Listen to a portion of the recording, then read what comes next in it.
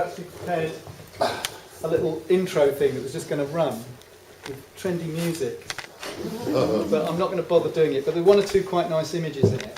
So if I quickly turn off the noise, actually, I'll just get it to the starting point if I may. And I'll run these through at the end after we've finished, and then you can just see those images. They're just something I thought would be a bit amusing to warm people up if necessary. However, let's start at the beginning. Okay, so we'll go from there. Does it work? Yay! I've got about 60 images that I was just going to pop through, ending with that one, which is the threshold centre. I don't know, are any of you aware of that one? You are. That is a co-housing scheme. It was one of the first commercial jobs I did about 5 or 6 years ago, and I did all the energy work on that. It was a conversion of some old barns. It's now a sort of thriving small community of about 14 dwellings. So there are, I think there are 4 in there, 3 in that barn there, and opposite them there are another 7. And this was pushed through by a guy called Alan Heeks, who's very big in co-housing as well, and who's also now promoting one down in Langport and Somerset. But that was the last image on that, so we'll start this thing going now. If it will work. Does it work? There we go. Okay, what I've titled it is Codes and Standards for Sustainable Housing. For you, by me. Just to be clear, we're actually not in Lincoln.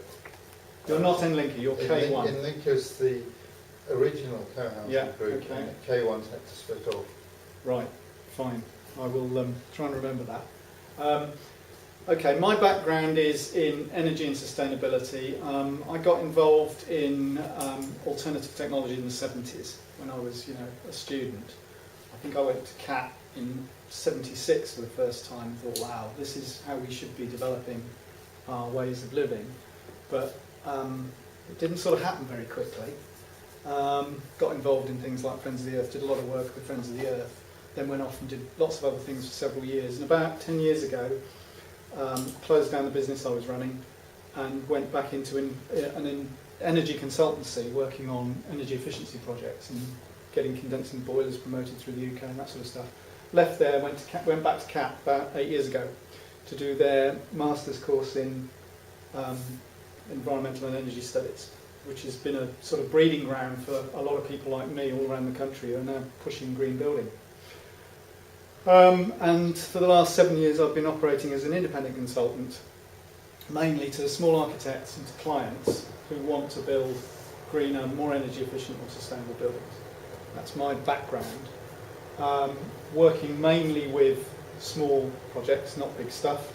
I've worked on threshold co-housing. I worked on one of my very first jobs was a Bristol conversion of an old concrete block of offices into 6 flats for the St Werburgh's self-build group. I set up my own co-housing group a few years ago, which bimbled along for a few months, and then everybody started getting married and going abroad, and it sort of fell apart, which was a disappointment. I know Jackie down at Trelay is another co-housing group which happened very quickly. I think she was 18 months from setting up the group to moving into the Trelay farm, which is again based around existing buildings. I've been up and had a look at Spring Hill and various other groups. So I've got a sort of a fairly good knowledge of co-housing. So that's my background. Martin, my friend, is my business partner in development. We're going into passive house developments, social housing and small to medium housing at this stage. That's all we want to build. This work. Okay. Sorry.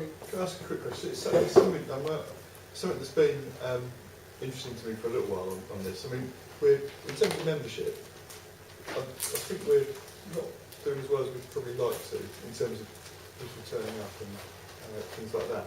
And co-housing, there's 3 things that you've mentioned: self-build, yep, co-housing a lot, and sustainable building. Yep. And I personally see K1 as a mix of all 3. Yep. But I think it gets billed quite often as co-housing, is that this was on the top of the website, basically. And I don't know, in terms of selling the K1 development, which is what we've got to do to get more people involved. I know a lot of people here are very interested in co-housing, but I think the self-build and sustainable energy or sustainable building are two things we should have right at the top of our sales pitch. So my question to you is, what things do you think are most popular and most people grip onto, if you see what I mean? You know, if we were to say, to market it. Well, no, because you've been involved in these sorts of things in the past. If you would say K1's a self-build project, K1's a sustainable housing project, or K1's a co-housing project, which of those three is I think I'd go for marketable? sustainable housing, and then try and. It depends who you're trying to get involved and where you want this to go. But my view is that you're developing a brief for the type of housing you want to build, the type of community you want to build. That will have a market of certain people who will want to live in it. Yeah. The sustainability is a very broad word. It's part of my introduction here. Is what is it? Yeah. So, to my mind, to say, oh, this is co-housing, if you read some of the sort of reactions to that from, say, Stroud, Springhill, when they started putting that together, there was an incredible lack of understanding of what they were doing, an unbelievable, mind-blowing ignorance about it. You know, councillors saying, we can't have that, these people are going to eat together, why do they want to do that? And they'll be dragging sofas across the lawn at midnight. I mean, you know, these are statements that councillors made when they were trying to get Springhill through. So I think there is a certain resistance maybe at this stage to, you know, oh, here's co-housing, come and have a look at it. But not to me there isn't. I think that, I mean, the co-housing and how you label it slightly different, but in essence, I mean, co-housing is about it's about sustainable buildings, sustainable community, and sustainable place. Yeah. You know, and it's that sort of three things. But I mean, I think perhaps we could save the marketing discussion to reflect on that at the end of the presentation. So I'm sure there's a lot to get through. Yeah, I do think. And come back to it at the end. Yeah, we'll come back to the end, but I do think there's a side of how we market it slight issue here in terms of no one understands co-housing. Once you understand it, it's great. There's no problem with it.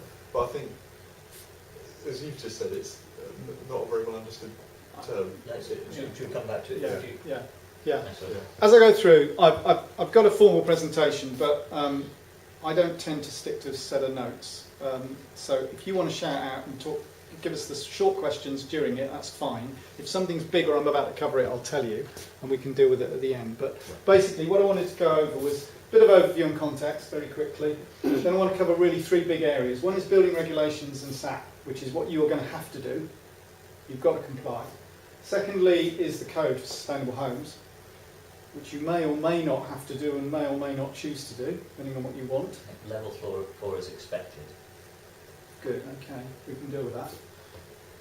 I want to cover passive house because it is an important new thing to the UK, and I think that you should consider that. A bit about low and zero carbon technologies, just to get them into perspective.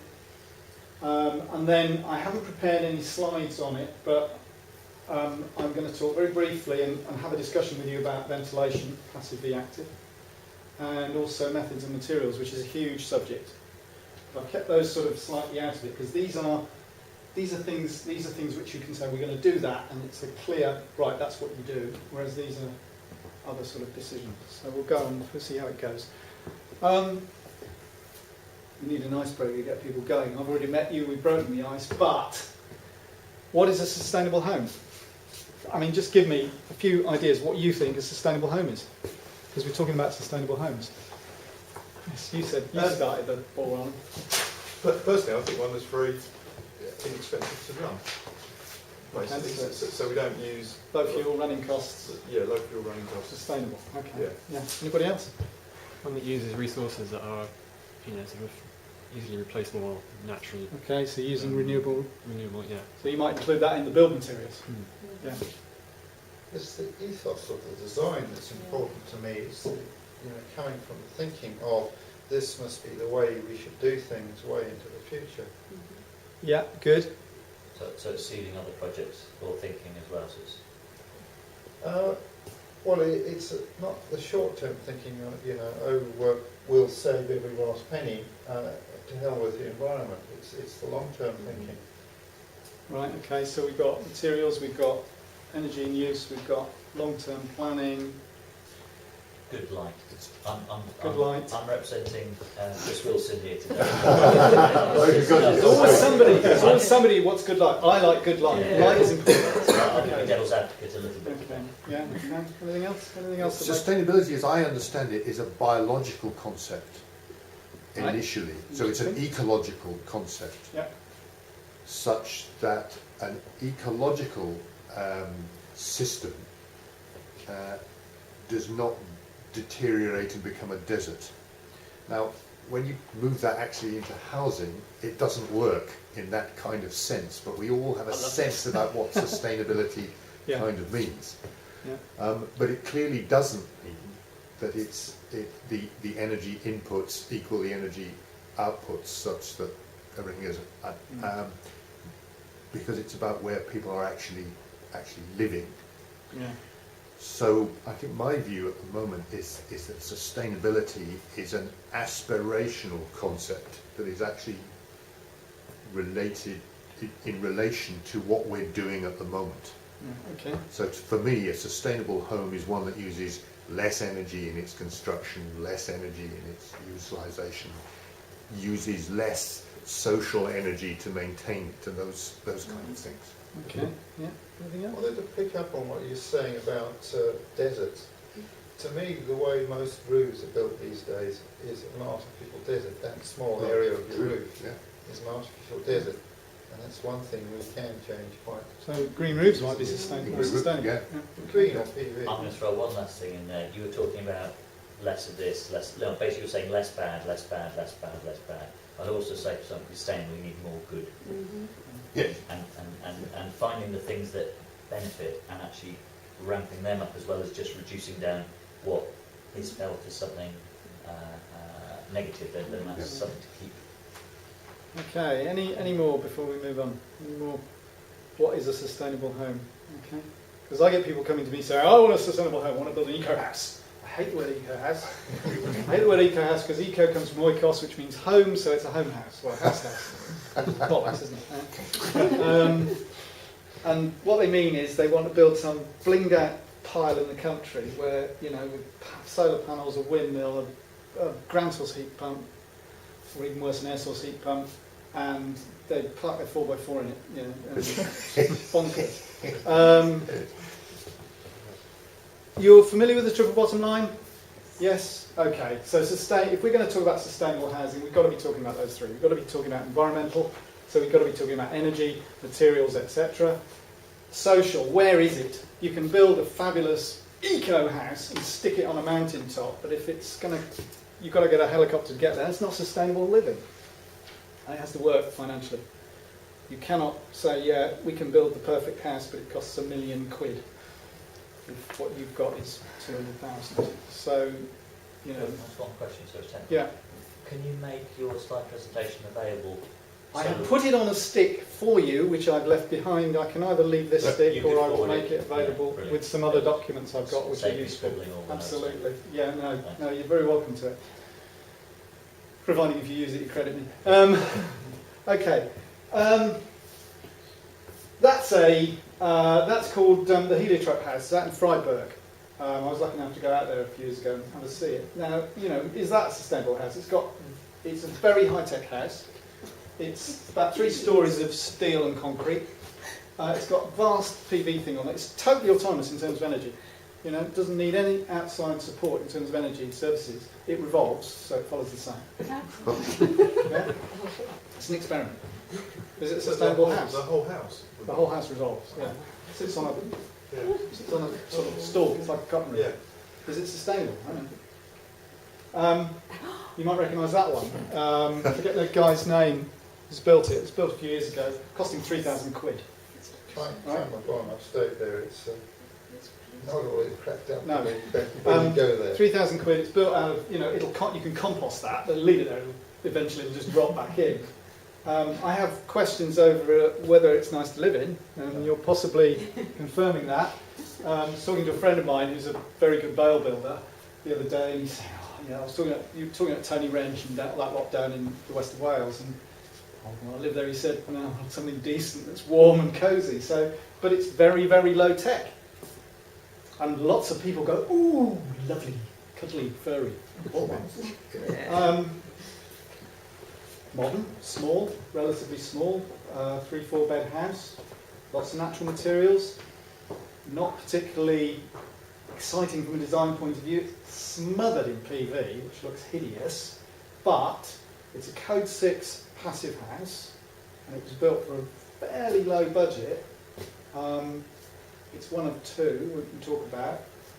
So it's a zero heat house, and it meets the current very difficult zero carbon criteria, and it only cost about, I think it came in about £1,500 a metre, which is not bad for a private house. The other one that's alongside it, Limehouse, that's called Larch House, came in at about £1,200 a metre, passive house. Take all the crap off the roof, and you've got a very good Code 4.5 to 5 house. So is it a sustainable home in Merthyr? You know, maybe it is.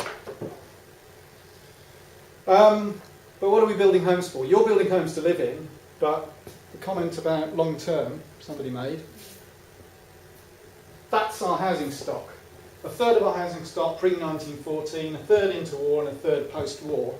And in 2050, 80% of the houses that we'll be living in 2050 are already built on the ground. So you're building as well for the future. You're not building just for yourselves, you're building for grandchildren. So that's Royal Crescent in Bath. Georgian, people love it. Not energy efficient, but beautiful housing. The good old Victorian terrace. The 1930s semi and the modernist 1930s houses. Well built, very good. The modern 60s terraces, not so sure about those.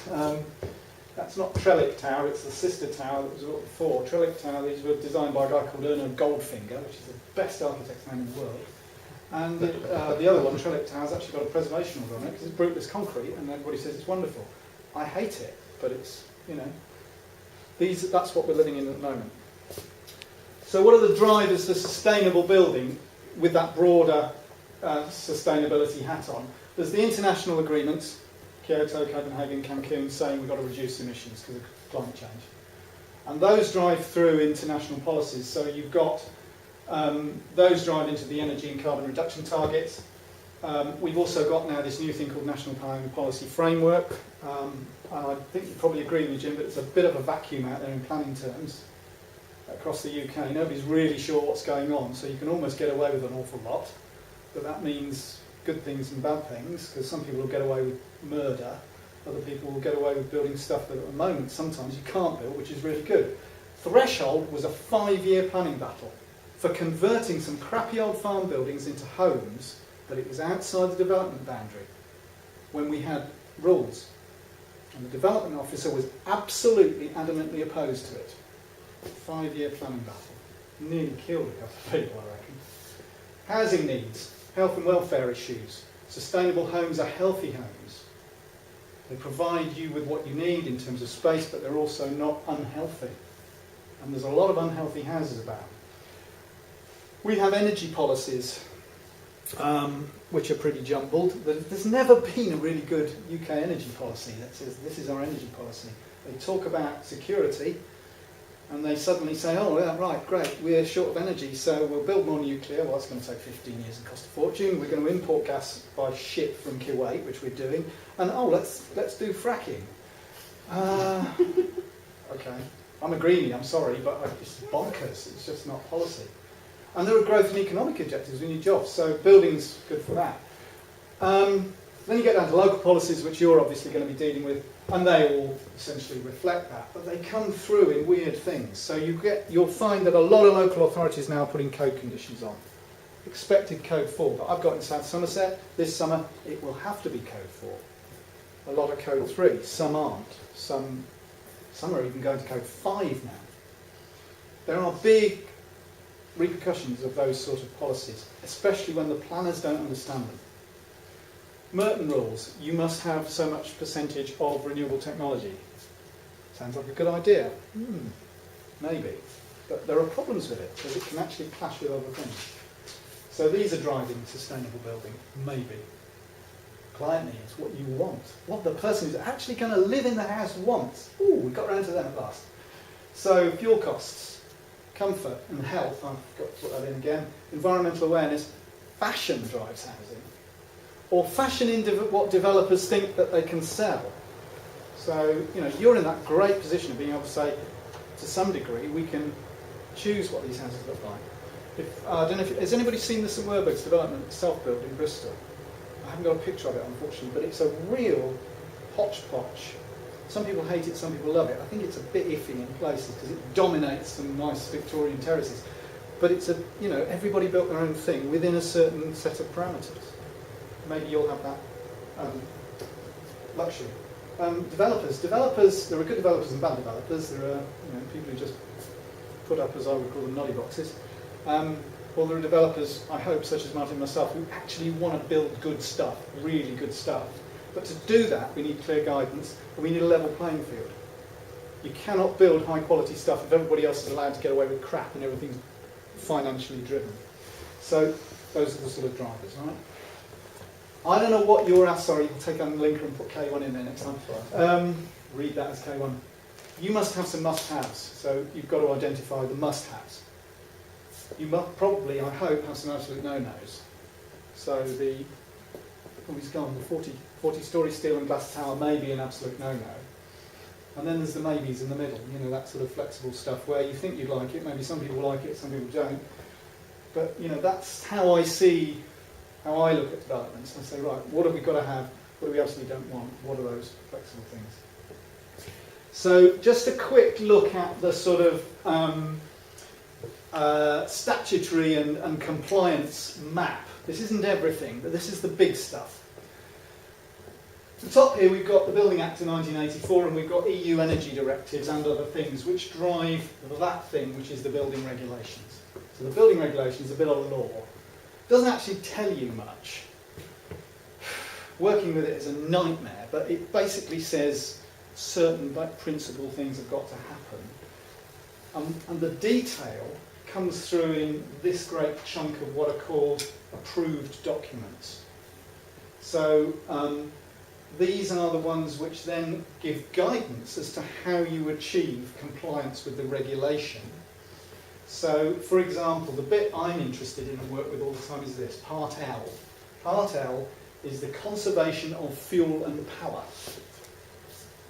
Energy.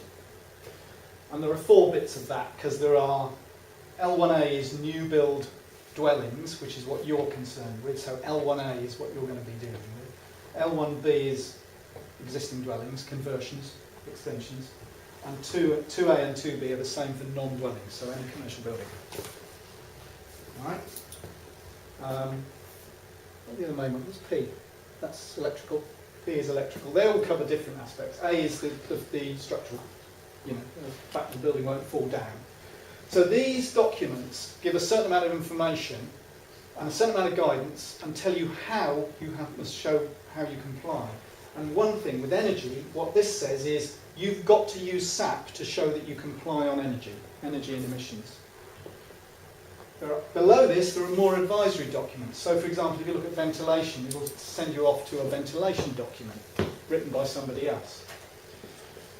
So here's energy, here's SAP. What is SAP? SAP is a standard assessment procedure. It's the way we calculate energy efficiency of houses. The European Union says every country's got to have one method, and everybody's got to use it. So within the UK, it's SAP. SAP was developed by National Energy Services and Milton Keynes. They developed a thing called the NHER rating system, which was actually better than SAP and more sophisticated, but it was felt to be too complicated for the poor old building industry to cope with, so they sort of downgraded it and turned it into SAP. And that's what we use. I'm a SAP assessor, so when I'm working on a project, I will get this bit of software and I will assess every house. It's not the greatest bit of kit going, but it's what we have to use. SAP also drives the energy bit of the code. Because it's the statutory thing, if you're doing code house, you have to show all your workings in SAP. So if you're going to build Code 4 houses, they have to meet the definition in here, which is shown by that. Other things, so now we get to code. Now code is not a mandatory thing. Well, it is sort of mandatory. You have to have a code rating, but you can say, I'm not going to assess it, therefore it's 0. You're allowed to do that. The only mandatory bit of it was that in social housing, where people were getting grant from Housing Co-op, now the HCA, they said, right, we'll start off, everybody's got to build to code 3. So all the stuff being built by private people is not code compliant. Everything in there social housing was code 3. Small budget, high standard, big budget, lower standard. There you go. It was going to go up to code 4, but then we had a change of government and they dropped it. Then they got rid of the HCA grants, so housing associations are no longer so grant dependent, so they're not tied into the rules, so they don't necessarily build it. We're still building a lot of code 3 and code 4 houses. But as I said before, local authorities are now pushing this in and saying, okay, we want code 3, code 4. I'm working on one in Bath, planning condition was code 5. Within the code, we've got other standards that come in as well, things like lifetime homes, also used a lot by housing associations and secured by design. Lifetime homes means that the building can be adapted if your circumstances change. If you end up in a wheelchair, you can still use the same house. Secured by design is about security and not getting burgled, and etc., etc. And then over here is passive house, which is an energy standard. And so there's a sort of map of some of the big stuff. I don't know if anybody's got any things they want to add to that. I couldn't think of anything else that really comes into the centre. Okay. Just a quick bit about energy and emissions. Energy and emissions, they're linked. They're not the same thing. You can have a low emissions house that actually uses a lot of energy if you use the right technologies. You can not easily have I don't know how you can have a low energy house that produces a lot of emissions but who would want it anyway, or you can have a low energy house with low emissions. So they're linked, but at the moment the obsession is with emissions. It's with climate change and with carbon, and everything in SAP and building regs talks about carbon, not about energy. I personally would prefer an energy standard, and that is sort of coming in. All our targets are emissions based. So with CO2 emissions, so if you've got a very inefficient house, Yep, high emissions. high emissions, but that's not what you said. You can have not a very efficient. You can have a house which is not low energy, Okay. but which is low emissions by What using you low use- It's what you use to heat it. low emission Just technologies. means you use nuclear or wind power or something to heat it. I'll get on to that. All right, sorry. We'll get on to that. Nuclear's low emissions. Yeah, but there is also the question of how you measure the emissions, and I'll come on to that as well, and where you draw your lines. I was told by Ecotricity, I went to It is lower emissions. It is not zero emissions. It's probably a third, a quarter, a third of gas. But there are some other issues in nuclear which I'm sure we can discuss if you really want to, but I wasn't going to go into today. Yeah. Okay. One thing, UK energy supply, we have a demand-side economy. You know, it's the same with airports. The government says, oh well, we predict that we'll need this much, so we're going to supply it. They don't do that with roads anymore. They don't do it with railways anymore. But they do it with airlines, and they do it with power. You can go out and have as big a power supply as you want, as long as you can pay for the kit. And the more you use, the cheaper it gets. That's a bit bonkers. That's the way it is. You go to France or Greece, you'll find they say, what size supply do you want? You know, we just bang a Cat 15 kVA supply, but if you go there, you'll pay a small amount of money for a little supply, which just, you know, put your lights on, turn the lights off, do the cooking and whatever. That's naturally limiting. We don't do that. Anyway, there are good reasons for reducing both. There are options for reducing both. We'll come on to that. What happened there? Too sure. Okay, very quickly. Typical house, not the sort of thing you're going to build. This red bit will get smaller, but space heating, 60%. Hot water, about a quarter. Lights and appliances, cooking. Let's ignore cooking a minute. These are the ways you use energy, but there are different. You can affect them in different ways. Although you can reduce your hot water energy use by using less water, you've still got to heat water.